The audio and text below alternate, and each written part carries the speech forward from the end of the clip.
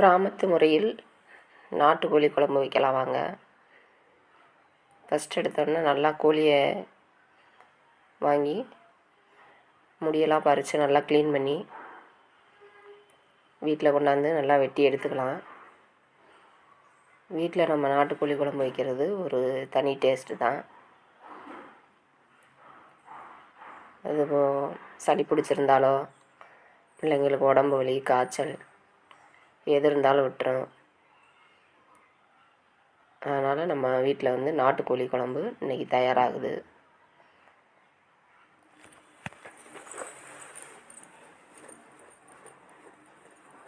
பசங்க வந்து நாட்டுக்கோழின்னா விரும்பி சாப்பிடுவாங்க.